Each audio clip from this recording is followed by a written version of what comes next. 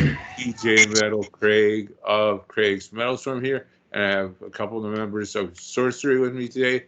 Hey, how's it going? And would you like to introduce yourselves and what positions you do in the band? So I'm Mel. I'm the lead singer and I play keyboards for Sorcery.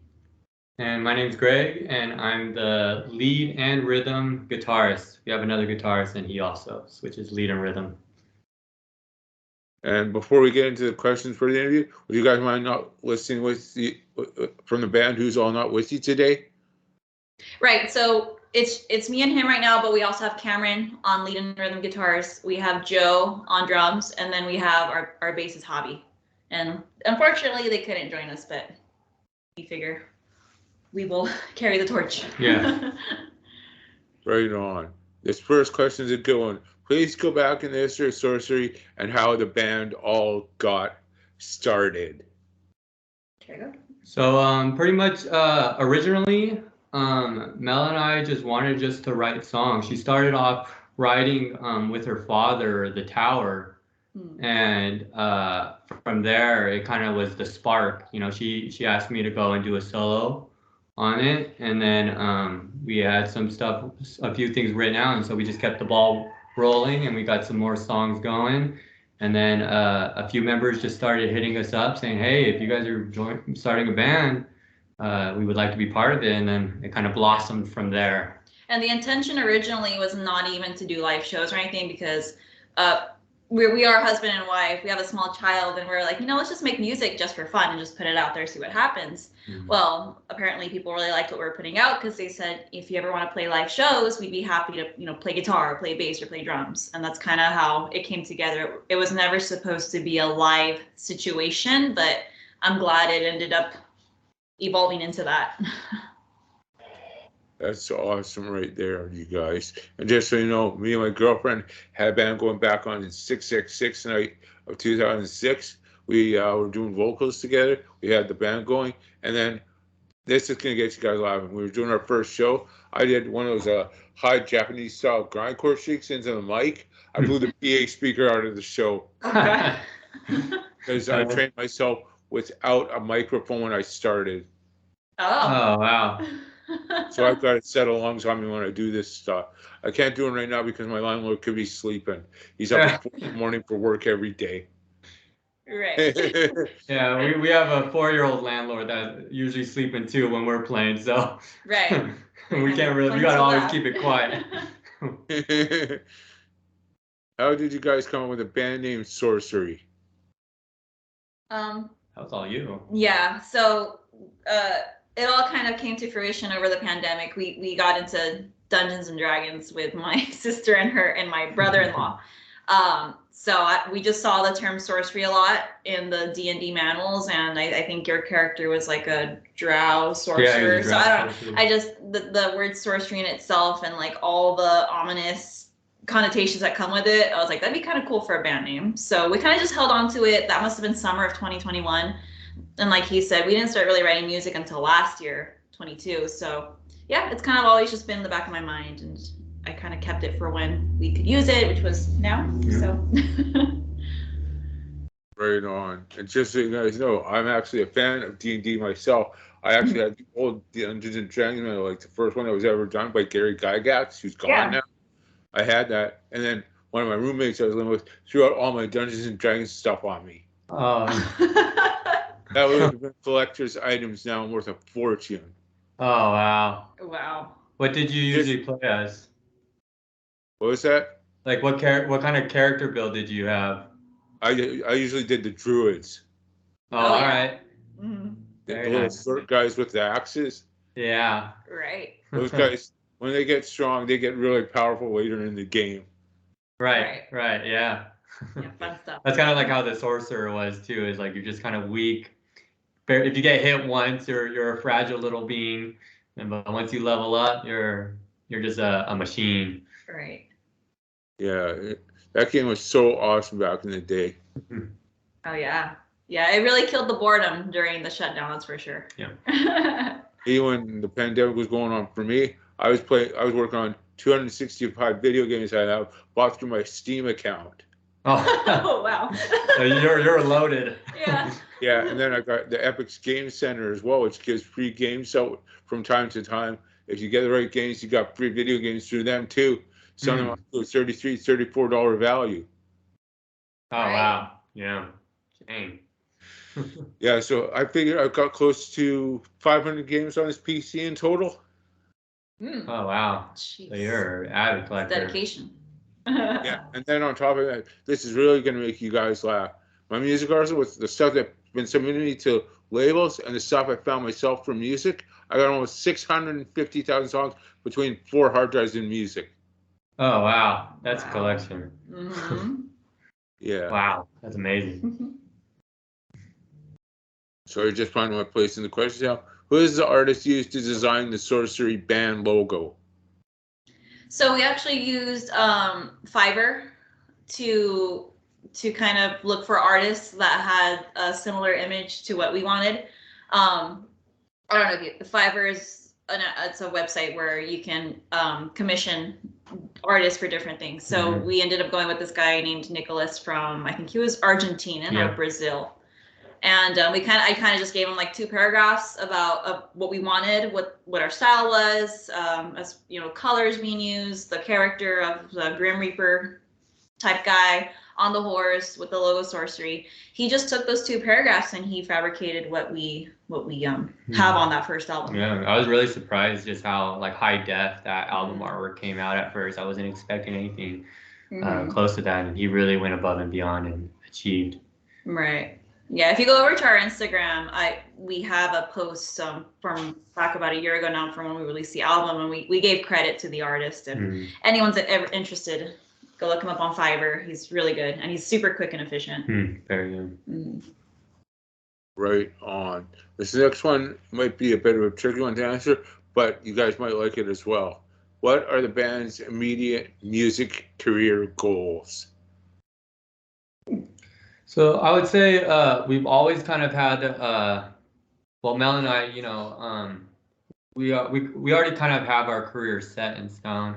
So we've always kind of tried to make it where let's just try to go as far as we can, without, you know, without sacrificing what we have, because it's so hard to go and be a touring musician these days. You know, it's not like how it used to be where you could just get up and leave. And you know, and we're not as young as we used to be. You know, we're rolling on 30 now. So it's really just our goal is to just make as great of memories as we can, so we have something to really look back on. So if that means push and play in LA, or at, you know, we played once before at the House of Blues in Vegas, you know, and that's as far as we go, then that's as far as we go. And it's just something that we can have to look back on and be really proud of ourselves. We will seize any feasible opportunity without it kind of interfering into our personal lives, because obviously, like, we still need to make money. And unfortunately in music, that's not really the place to make money. It's for the passion and for the love of the hobby. And so, I mean, that's why, like, us being parents and being married and holding down our careers and our personal lives, we still have such a love for music that we needed to get this group Sorcery together, and we still love to play shows. So like I said, we will seize any feasible opportunity that comes our way. Yeah. So, you know, to sum it up, I would say just the sky is definitely the limit. As far as releasing music, like recording music and releasing music, like that's always going to happen. Right. Nothing's stopping us from doing that. Yeah. If it's more physical and tour wise, yeah, definitely I would say it could be restricted. It really depends on how our work works with us and what we're willing to go for, you know, because sometimes we could have all summer off, and maybe we will do a tour. Who knows? Yeah. So we're working that way. Right on. Just so you guys know, if you guys do tour, hopefully eventually they'll come to Winnipeg, Manitoba, Canada for a show at some point. Then I can meet you in the band. Yes, definitely. We want to go out to Canada because New Wave of Traditional Heavy Metal has a big scene out there. So we'd love to do that. Right on. Sorry, just trying to find my place again. With Valley of Shadows out already, what is the track listing for this album, and would you like to talk about this album a bit? You recorded all of it. So it was all produced and recorded by Greg, and of course all vocals and keyboards were done by me. So it was very much just a two-piece band being recorded, and he did all the production and the mastering and everything. Right, yeah. So I did all that. You know, like it originally started out, her father also, he's really heavy into metal and into recording. And so that's kind of where we got the first recording for The Tower. Which was The Tower, yeah. And that was just supposed to be like a single, like a single that we put out until all of a sudden Val Margulis came along, Eve of May came along, Eris Quit Song, Legacy of the Flame we'd had for a while actually. Right. Yeah, Legacy of the Flame and Mercy were actually a couple songs that we had for a few years. We actually performed them with another band that we were in before Sorcery. But I mean, I love them so much that I was like, let's bring them into this new band. And make them a little heavier, because that was more of a rock band, the old band. And this is more of a, you know, so traditional heavy metal. A metal spin. So just crank up the gain a little more. Yeah. And but yeah, so majority of the album though was written in 4 months. Yeah. From August to December of last year, and then it was released like New Year's Eve. Sheesh, even I think, what was it, Valor? I think was Valor Morgula's. I think that was just like we needed like one more song to fit in there, and we just kind of winged it and made it real quick and mastered it. And yeah, I think that's one of my favorite ones actually. Yeah, very much spur of the moment type project. Right. Right on. Who designed the Valley of the Shadow album art? That was Nicholas. I can't remember his last name right now. Nicholas from South America. We commissioned him over Fiverr, so he designed all of it. I mean, I gave him the ideas. Maybe that's what he's asking. I'm the one that kind of described what we wanted for the album as far as imagery goes, and like our mascot. That guy Nicholas actually went and brought it to fruition. This next one's gonna get you really thinking a little bit. What were the themes and concepts behind the song "Eve of May"? It's funny because that one, like, even to me, like when I wrote the lyrics, I'm very much about like what message do I want to send out, because I write all the lyrics for the band. And that one, funny enough, is I was telling Greg, like, that's like my most enigmatic, like vague lyrics. I would just say it's about pursuing what you love, definitely. But there's like elements of like fantasy in there as well.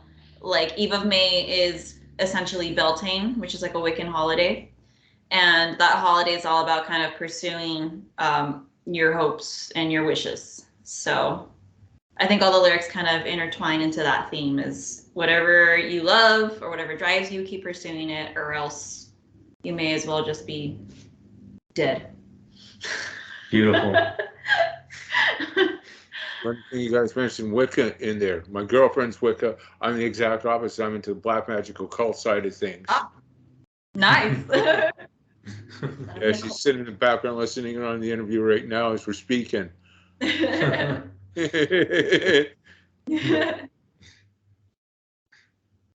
What are some of your favorite moments when in the studio? So our studio this is our studio, our music room in our house. My favorite moments is probably when we kind of wrote Valor Margulis on the spot. The album was originally supposed to be, first it was supposed to be a single, then it was supposed to be a 4-song EP. And then all of a sudden we were like, why don't we just make this a small 7-song album? And so that's what he was talking about, is we needed to go write one more song, and that's how Valor Margulis was born. That was probably my favorite moment, just kind of going and coming up with the melodies, the harmonies, the lyrics were very much written. They were written in like 5 minutes. Yeah. And he just went and recorded everything on the spot, mastered it. It was done in a day. Yeah, and I think I guess like this is like a weird little trivia thing, I guess, for the band, is that if you listen to that song, it has right before it gets into the solo, it has this harmonizing dive bomb that goes through.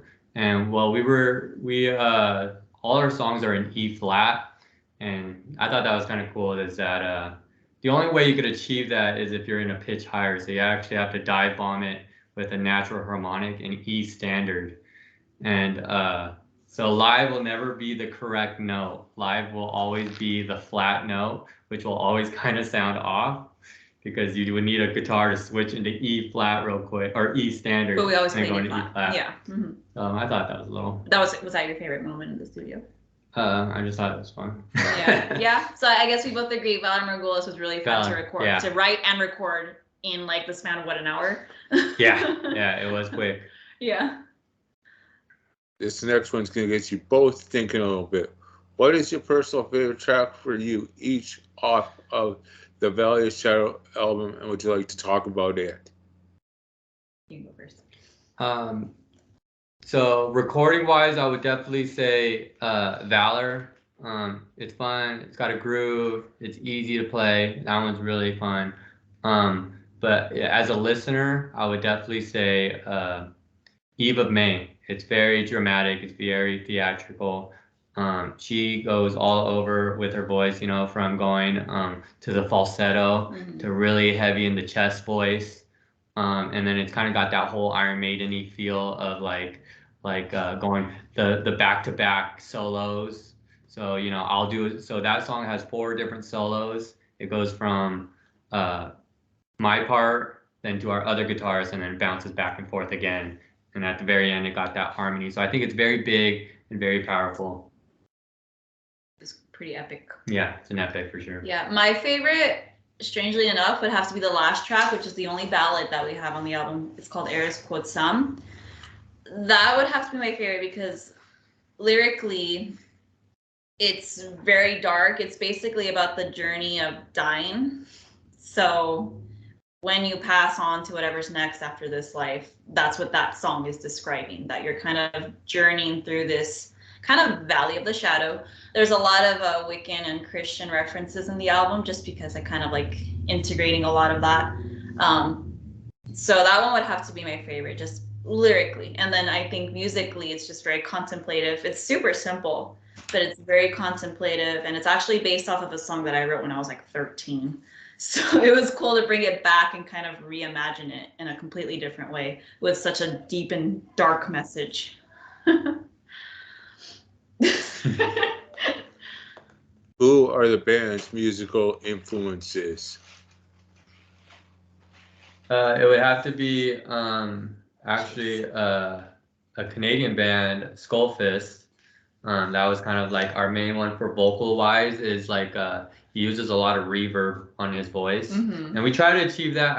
I sound nothing like him. He's a great singer. I don't sound like him. But as far as production, like how to record vocals in a new wave of traditional heavy metal way, they have it mastered, and we tried as much as we could to emulate it. Yeah, and then I would even say like we kind of based off Eve of May, like kind of that structure through Hammerfall, actually one of the Hammerfall songs. Yeah. And then we're super into power metal. We're super into that early 80s metal, you know, Grim Reaper, Saxon, Witch Cross, Angel Witch, Skullfist, obviously, but I know even like Visigoth, who's newer band.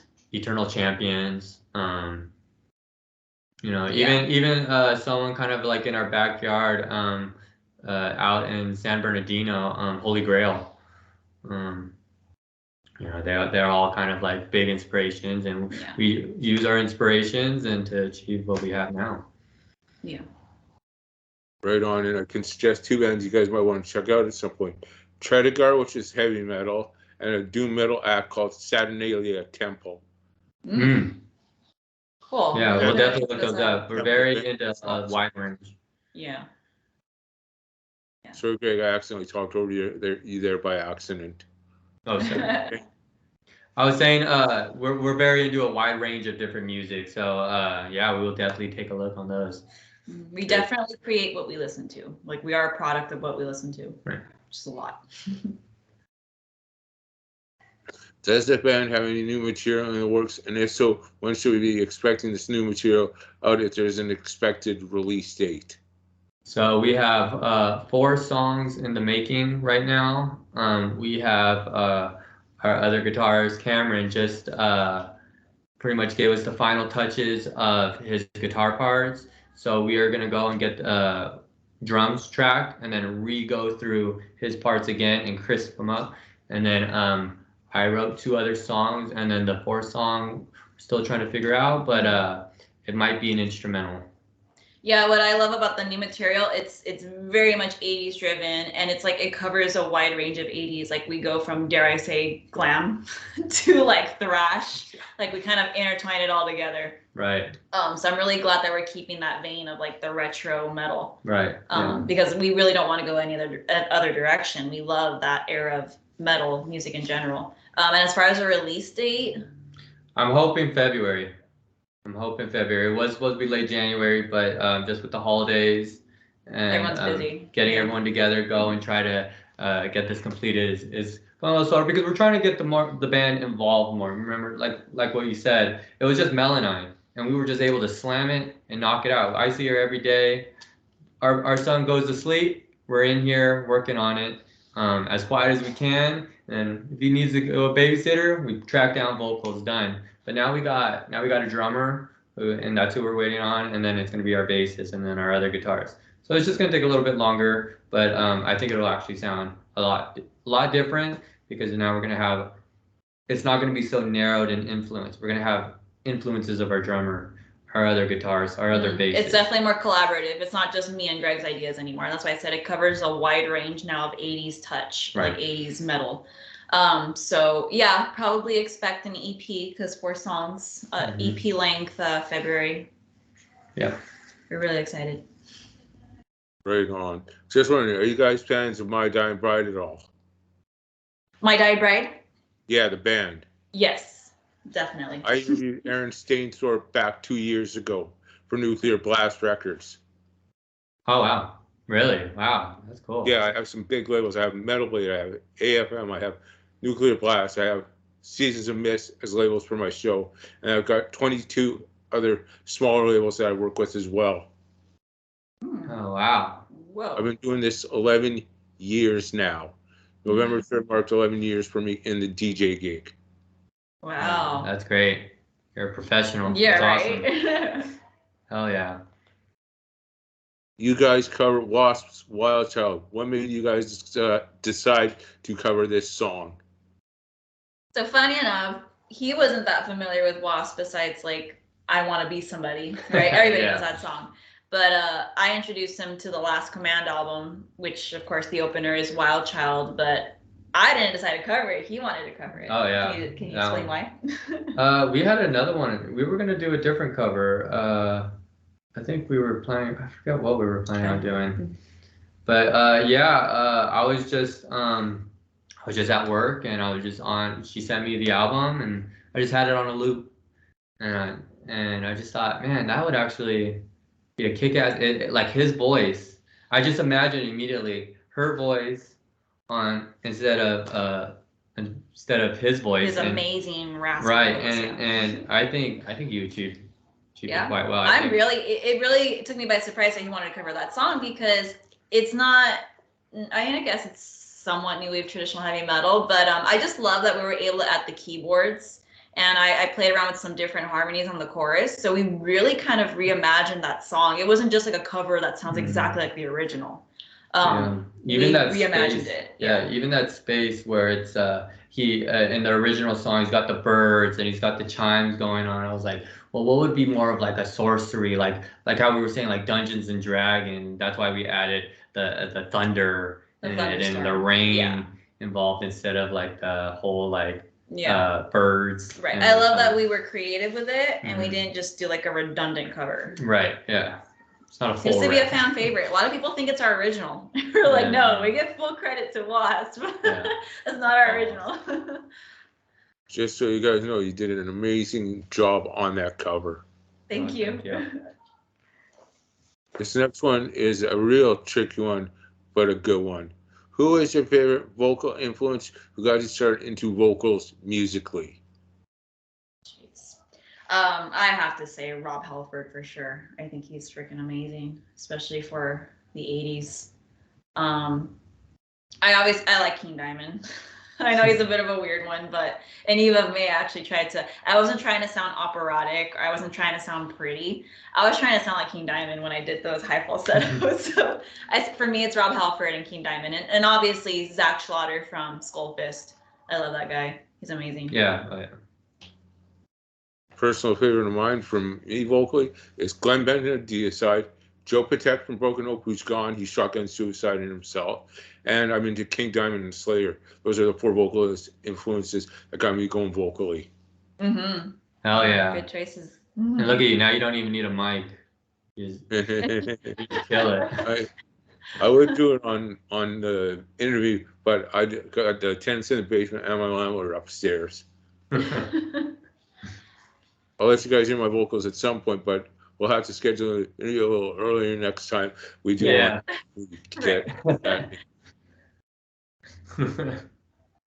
Please give some vocal tips or advice for starting out vocalists to help them get better. I say at first, definitely find your inspiration. So who are you trying to emulate? Obviously, you don't want to be a rip-off of somebody else, but kind of use that as your starting point. Like I said, for me, it was definitely Rob Halford. I know I sound nothing like him, but as far as like range, like that was my goal. So definitely set a goal for yourself and a starting point for you to emulate someone. And then as far as like, from there, you want to find your own voice, obviously. So find what techniques just come easy to you. Obviously, you want to have some background on how to sing correctly. Fortunately, through college, I was like in a bunch of different choirs. So I learned from my choir teachers how to warm up efficiently, how to not hurt yourself vocally, because you don't want to do that. You get voice nodules, you could strain, all that. You don't want that. So, and then my trick as far as singing live is always just lots of lubrication. So teas, cough drops, vocal rests before a show, warming up, so that you can kind of open up the sinuses and that stuff so that your vocals come out naturally and powerfully. Because I would say that that's one thing that I've developed much more efficiently over the last few years is just getting more power out of my vocals. Because I wasn't able to sing like that just 5 years ago. So yeah, I'd say just a lot of practice, experiment, make sure you're emulating your favorite singers and have a goal for what you want to sound like. And just so you guys know, I'm actually older than both of you for vocals. I've been doing death metal vocals since I was 16. I'm actually 48 now. I just turned 48 5 days ago. Oh, wow. Happy birthday. That's a lot of years of experience. It's awesome. The thing I do, though, it's a trick for myself, is I'll take a week, work on my vocals, so I get borderline laryngitis to push my depth down. I'll give myself 2 weeks to rest up, and then I'll go back at it again. Right. Oh, yeah. Rest is definitely important. That's for sure. Yeah, like I've done really good. You guys know Cradle of Filth, right? Right. Yeah. The moon, she hangs like a cruel portrait. Train myself for that range, and then I can go into highs like Bruce Dickinson, King Diamond. I can change it up big time. I got a very wide range because I've been doing this for so long. The hardest part is when doing death metal vocals, that clean singing aspect of things. Mm-hmm. Your voice is so trained for the growling, it's harder to clean sing after doing that. Exactly. Oh, yeah. It's tough. And then, like you said, getting that low range is important too. As just as important as the high range. Mm-hmm. This next one's for the guitar player. Please. Oh, almost missed one. Who was your favorite guitar influence that got you started into guitar musically? That got me started into guitar would have to be Sheesh when I was about 12 and 13. It would have been M Shadows from Avenged Sevenfold. Sinister Gates? Sorry, why did I say M Shadows? Yeah, Sinister Gates and Zacky Vengeance. And then from there, I actually started diving into more heavier stuff. So it would have been like August Burns Red, JB Brubaker after that. And then it started diving more into like 7-string stuff. So then it would have been like Misha Mansour and Mark Holcomb from Periphery. I kind of went that route for a while, and then even slowly later on, like Intervals and Pliny. So more of like the progressive like jazz, janty kind of stuff. Even early Polyphia. I'm not really about them now, but early Polyphia I thought was pretty cool. Kind of like the more Enchon, which is like math rock kind of weird stuff. And then it just kind of just slowly came back around to where we are now. Been listening back to the basics, heavy metal. Heavy metal. I've been listening to Beast in Black quite a lot. So if you haven't checked that band out, I really recommend that one. Did you mention Beast in Black? Yeah, I've heard them. They're actually absolutely amazing. amazing, awesome work, awesome Very guitar talented work. guys. Yeah. If you guys want some really crazy, shreddy stuff, check out a technical death metal band called Brain Drill. Brain drill. That's a That sounds wild. like Wild. I've actually heard all their discs. They are so crazy on the guitar. Like I looked in one of the videos, guys up here at one point, down here, and then back up here before you can even notice it. Yeah. Just like Origin. Yeah, that's kind of like what I liked about like Periphery is just they're all over. It starts getting even Animals' leader is Tosin Abasi. He just starts doing like those 5-finger tapping, and it's just and then he's just shifting over to the high register to the low register again, and it's almost like mechanical. It's almost like a robot, like watching a robot. So efficient. Yeah. There's another band you guys might know that's a good one too, Miss Sugar. Oh, of course, Miss Sugar. Yeah. Fathers of Jam. All that polyrhythmic, just Yeah. she's just that like, man, what is that one song they have? That real famous one. I don't listen too much of them, but I think it's Bleed. What is it called? Bleed It Out or Bleed, and very very rhythmic, just like you were saying, just like a robot. And that's the same thing with like Animals' leader, the Tosin Abasi. Is just like he does all that thumping, and it's just like it's almost rhythmic playing, and it's almost more percussive than it is like a string instrument at that point. Very interesting. Please give some guitar tips for starting out guitarists to help themselves get better. Try what would I do? You know, just take it slow, take it easy. It's all about having fun. You know, like I said, my inspiration was Avenged Sevenfold. Good luck trying to play that when you're very first starting out. You know, I didn't. You know, you play start with the small parts. You know, you don't have to play the whole song. You know, if you're inspired by Avenged Sevenfold, if you're inspired by Tosin Abasi, like these crazy masters of guitar, work on the smaller parts. Just enjoy the small parts, get those down, and then you'll slowly get these techniques down so that you could imply on other songs that you might have missed, that could be easier to play and even more fun in the future. You'll always find new music, and you'll always find a new song that you're going to want to learn. So just enjoy it, just learn it slowly. You'll be real happy. This next one's probably going to get these guys laughing a little bit, but it's a good one. You play with Chuck, a Black Collins band, on our show. How was the experience playing with this band? It was awesome, and I was really blown away just by their take on doom metal. They're very Candlemassy, so that was a joy to see. And then we've already made connections with Chuck on maybe getting us on board for a couple of future shows, so that was nice. Yeah, he's a very nice guy, Chuck. Even the other players are all phenomenal players, and they definitely had their unique take on like this doom metal. Their drummer is like this small lady, right? Very sweet girl. Very sweet, yeah, nice. But like the smallest little thing, just holding down rhythm back there. And then you got the two guitars just like headbanging it out. Right. Yeah, a lot of power, very dark. Yeah. Yeah, right up our alley. Please give some advice to bands to help them get themselves into the promoting for music. Social media is huge, and honestly, that's the only way you're going to get your word out there. Yeah, social media. I would say kind of like you put it on everything you can. Facebook is kind of dying out. So we're really heavy on Instagram. TikTok.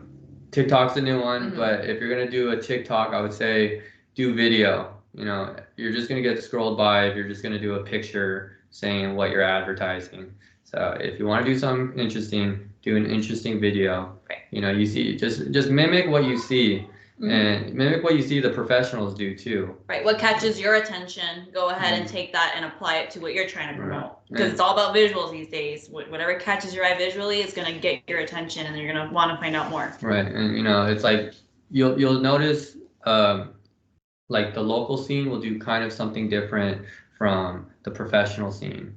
So it's always try to strive for the biggest and the most biggest bang. So make something eye-catching, make a video, make use some live photos with your dates of when you're gonna play next, and I think you'll always have an interesting content. So it won't be the same. Oh, we're gonna play at this day, and we're gonna play at this day, and then you slowly get less and less views. Make each one unique in itself. Right. Also, YouTube Shorts is a good way Yeah. to kind of get people's attention. Also, like what we try not to do is, like he said, not post a still image or like a still flyer. I'll try to like throw the flyer into a short video of us performing live. Just so again, like it's not just scrolled by. Because I mean, honestly, if I see a flyer, like I'm just gonna scroll by it. Yeah. You know, unless I'm like seeking out that band and seeing when they play. But if it's just if you're just trying to get yourself up off where you started, no one's gonna pay attention to your flyer if they don't know who you are, or if they don't see what you look like. Do you have any social media outlets the band can be reached on? Instagram is sorceryband.official. Our YouTube, just look up Sorcery Band. Facebook, Sorcery. Oh, and don't forget to always add the umlaut over the O, the two little dots like Motley Crue. That's like the quickest way to find us on any platform. And then as far as music, we're on all the streaming platforms. Right. Yeah. Spotify, YouTube, Pandora, Apple Music. And if you ever try to search us, the best way too is just to type in Sorcery and the album name Valley of the Shadow, or like Sorcery and our like the famous song Wild Child, and you'll find the Grim Reaper character and you'll see it, because there's a few other sorceries out there, but we change it up with adding the umlaut. Yeah. Right. We are the only sorcery with the umlaut above above the O. Right. Do you have a YouTube channel?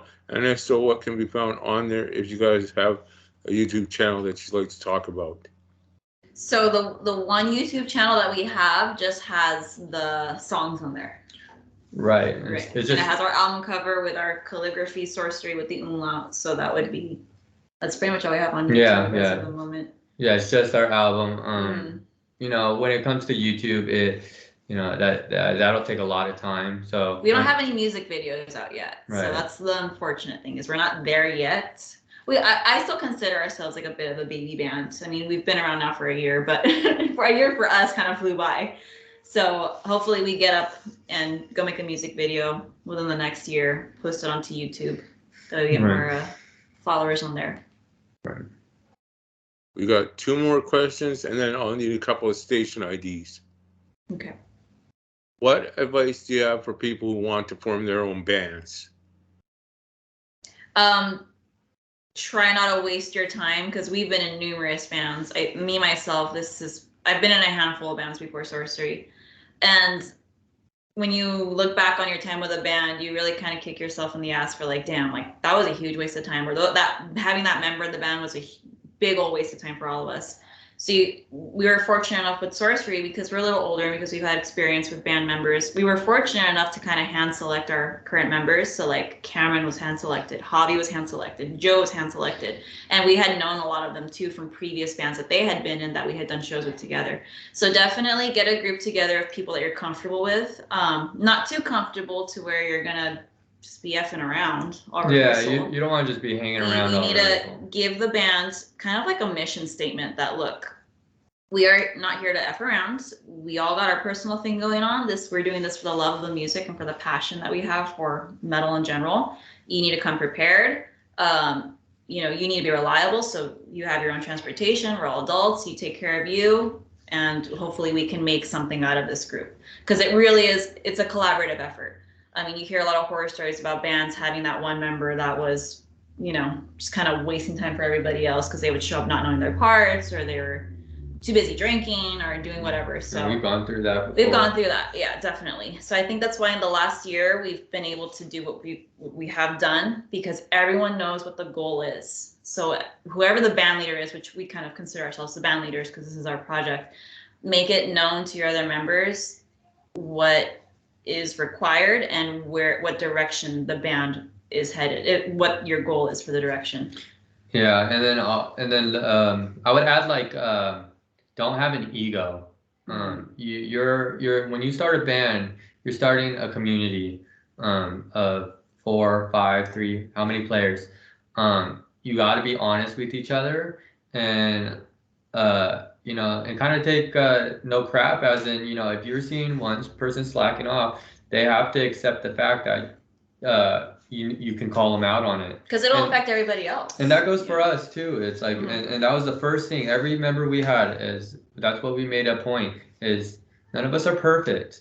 Sometimes we're gonna screw around or whatever, or we're just messing up with parts or slacking off. Tell me that I'm messing up my parts. And so I know. Yeah. I never take anything personal, and I don't think any band should. Yeah. Because you all have the same goal, is to make music, play live. Yeah, it's like a 5-way marriage. Like you want to have boundaries and have respect for each other, or else it's going to turn into a huge waste of time for everybody. I'm big on the wasting time. That leaves us with the last question of the interview now. Then I'll need the station IDs after that. What new band news do you have on the Sorcery front, as in anything we have not covered so far in this interview? Our upcoming shows? Upcoming shows. We're playing at a new, it's like a 3-story bar. We're playing on the second floor on 4:30 on this Sunday. Pomona, California. In Pomona. It's called Metro Resto Bar, I believe. And then we have a show a tentative show, right? In Redlands. It's still in the works, but possibly, Redlands at the District on the 21st of December. Right. That was still in the works. So. Both shows, there is a cover charge, so we have all the links and everything on our Instagram in case anyone wants to buy tickets to those shows. And then other than that, we got that new album we're working on. EP. Yeah. And then our thoughts, we're still trying to work ideas on a music video, but those are both in the process. Mm-hmm. And then I think everything else has been covered. Cool. That was the stage I'm going to use now. I'm going to use Mel for the example in it. Hey, this is Mel of Sorcery, and you're listening to Mangled Music Radio. Greg will follow you up afterwards. Okay. Mangled Music Radio. Sounds good. Do I just go now? Whenever you're ready. Okay. Hi, this is Mel from Sorcery, and you're listening to Mangled Music Radio. Hi, this is Greg from Sorcery, and you are listening to Mangled Music Radio. And the next one is from my personal show, Craig's Metal Storm. Hi, this is Mel from Sorcery, and you're listening to Craig's Metal Storm. Hi, this is Greg from Sorcery, and you're listening. I want to start that one over. That was good. Hi, this is Greg from Sorcery, and you're listening to Craig's Metal Storm. Okay. Hi, this is Greg from Sorcery, and you're listening to Craig's Metal Storm. Cool. Thank you guys very much for the time, and thank you guys very much for the interview. Thank you so much for featuring us on your show, and thank you for having us here. We really appreciate it. And also thanks to Senior Manager for setting us up for this talk tonight as well. Oh, yeah. Thank you, Bobby. Thank you.